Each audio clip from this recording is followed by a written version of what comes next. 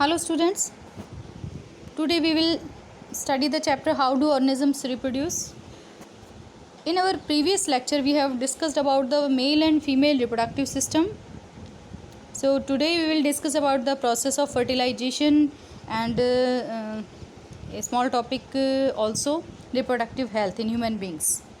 Human beings के अंदर ही हम स्टडी कर रहे हैं फीमेल और मेल रिप्रोडक्टिव सिस्टम को हमने स्टडी किया था लास्ट लेक्चर में, और आज हम फर्टिलाइजेशन के बारे में बताएंगे.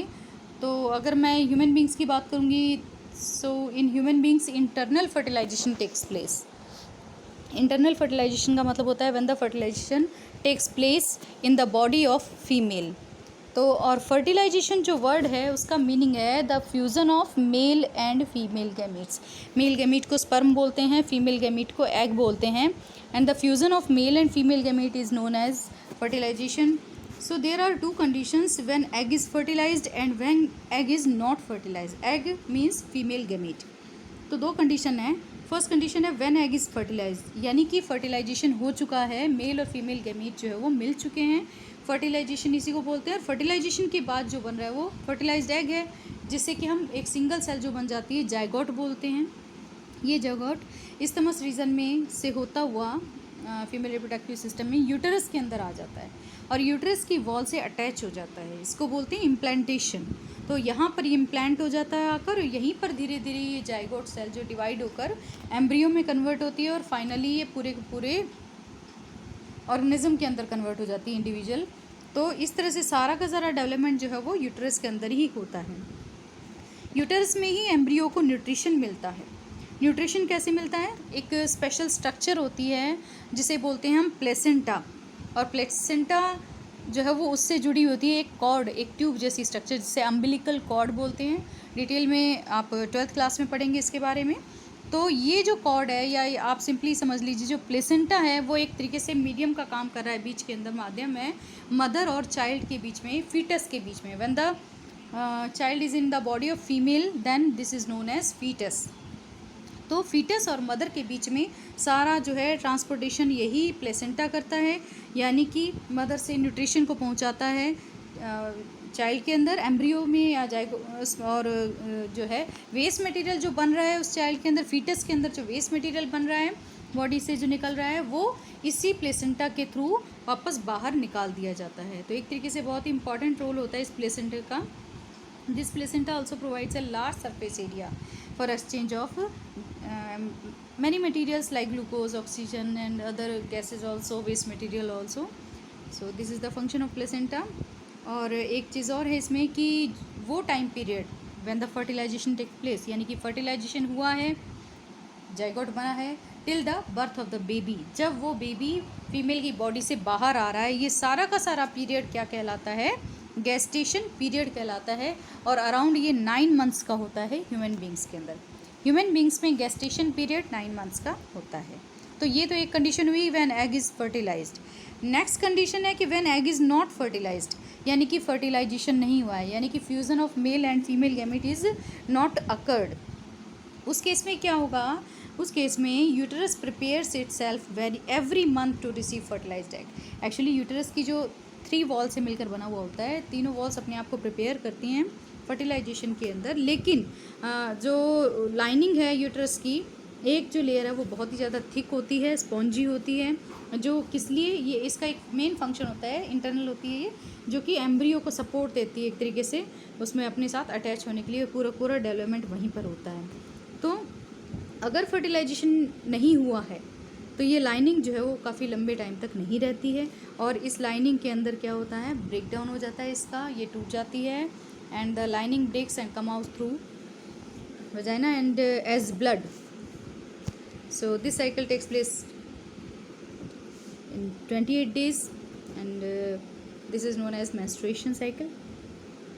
The next topic is reproductive health.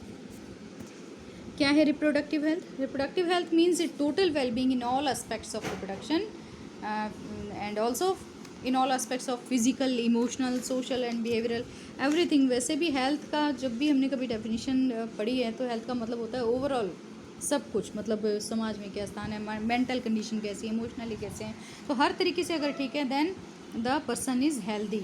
And then the person is reproductively healthy, अगर ये सब कंडीशंस उसकी नॉर्मल हैं। तो अगर हम बात करते हैं एसटीडीज़, एक टॉपिक, एक ब्रीफ में टॉपिक दे रखा है एसटीडीज़ करके, sexually transmitted diseases, important topic है, अक्सर पूछ लिया जाता है क्या है ये disease. The diseases which are spread by sexual contact with an infected person are called sexually transmitted diseases. तो डेफिनेशन है इसकी कि the diseases which are spread by sexual contact with an infected person are called sexually transmitted diseases. और इसमें कुछ disease के सिर्फ नाम ही याद कर लीजिए, ज़्यादा डिटेल में नहीं है आपके में।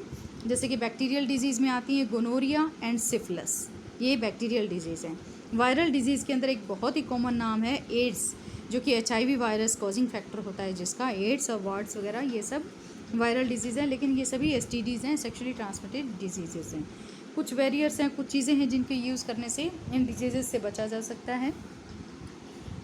इन जो भी ये प्रिवेंशन के मेथड्स हैं इनको हम बोलते हैं contraception.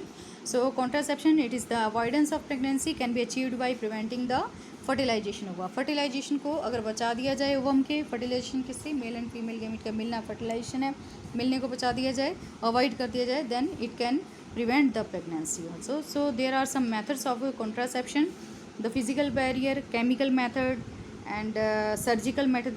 Basically there are three methods: physical barrier, chemical method and surgical method. एक और यहाँ पर इन्होंने कॉन्ट्रासेप्टिव डिवाइस को डिस्क्राइब कर रखा है, अलग से एक मेथड बना के दे रखा है। तो सबसे पहले physical barrier, the physical something used physically is known as physical barrier which prevent the union of egg and sperm, for example cervical caps, diaphragm etc.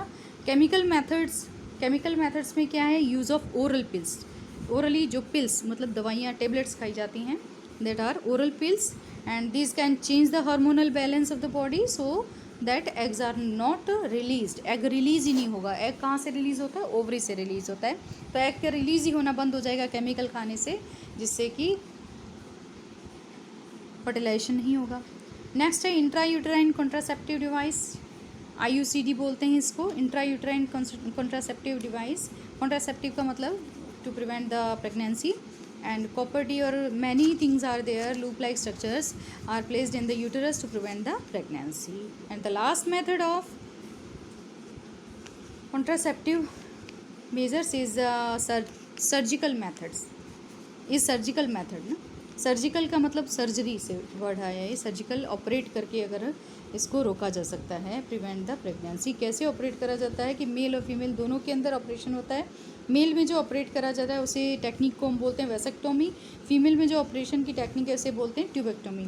Vasectomy में बेसिकली क्या होता है, मेज the vas deferens is blocked to prevent sperm transfer called vasectomy. Male reproductive system में देखा था कि किस तरह से वास्ट डिफरेंस जो है वो टेस्टिस से स्पर्म को लेकर आगे की तरफ पहुंचा रही है। तो ये वास्ट डिफरेंस को ही अगर बीच में काट दिया जाए तो स्पर्म तो बनेगा लेकिन वो आगे नहीं पहुंच पाएगा, और वहीं पर इसे बोलते हैं, इस सर्जरी को बोलते हैं वेसेक्टोमी। इसी तरह से फेलोपियन ट्यूब में जो ओवरी में जो एग बन रहा है, एग सेल जो बन रही है वो फेलोपियन ट्यूब से होकर फिर यूटरस के अंदर आती है। तो फेलोपियन ट्यूब को ही वहीं पर कट कर दिया जाए, ब्लॉक कर दिया जाए, और इस तरह से बचा जा सकता है फर्टिलाइजेशन से, एग ट्रांसफ़र से। ये टेक्निक फीमेल के अंदर ट्यूबेक्टोमी कहलाती है, मेल में वेसेक्टोमी, फीमेल में tubectomy. And the last topic of this chapter is female foeticide. What is female foeticide है ना, अगर बिल्कुल ही सिंपल वर्ड्स में हम कहेंगे तो killing of the unborn child is called, unborn girl child rather हमें कहना चाहिए, killing of the unborn girl child is called female foeticide. ठीक है ना, female foeticide is reducing the number of girls drastically in some societies of our country. बहुत ज़्यादा जो है गर्ल्स की संख्या में कमी इसी फीमेल फीटिसाइड की वजह से ही आई है। जो अनबॉर्न गर्ल चाइल्ड है फीमेल की बॉडी के अंदर, उसे वहीं किल कर दिया जाता है, अबॉर्ट कर दिया जाता है।